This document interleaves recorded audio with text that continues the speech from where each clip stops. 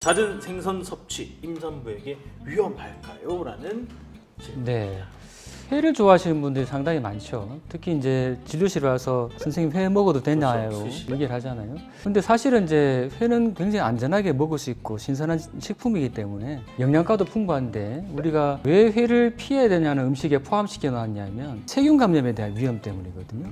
대부분 이제 우리가 회라는 것들이 날고기잖아요. 그러면 가장 우려되는 게 사실 기생충 감염이랑 기타 세균 감염이 되는데 이런 것들이 깨끗한 조리에서 시작된 음식이라면 사실은 안전하게 먹을 수 있는 가장 좋은 음식 중에 하나죠. 그래서 생선은 단백질이나 오메가3 뭐 이런 것들이 이제 중요한데 특히 오메가3는 아기의 뇌 발달에 굉장히 중요한 역할을 해주는 물질들이거든요. 그래서 충분히 섭취를 하되 한참 요즘 많은 분들이 걱정하고 있는 부분이 수은에 대한 부분이죠.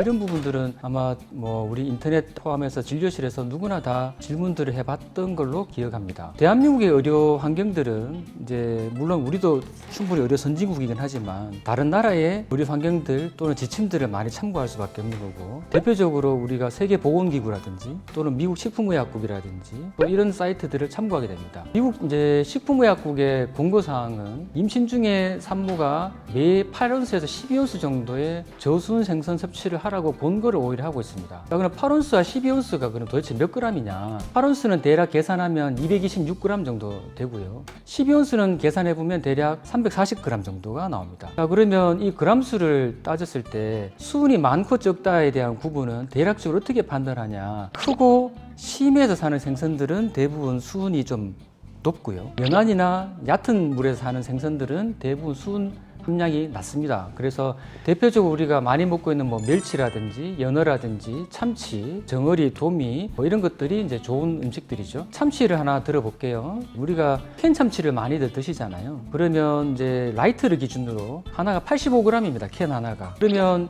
이제 이 캔을 도대체 일주일에 몇 개까지가 먹을 수 있냐? 아까 8온스에서 12온스라고 그랬잖아요. 226g에서 340g이면 개수로 따지면 2.6개에서 4개까지는 일주일에 먹어도 안전하다 이렇게 보통을 보고 있습니다. 보통 수은 함량이 가장 높은 생선의 대표적인 예들이 농어라든지 청새치라든지 옥돔이라든지 뭐 상어 이런 것들인데 우리가 사실은 흔히 먹는 생선들은 아니죠. 그렇지만 이제 우리가 수은 함량이 높은 생선들 중에는 자주 먹을 수 있는 것들이 있습니다. 참치라든지 송어라든지 이런 것들은 우리가 또 의외로 접할 수 있는 부분이 되겠죠.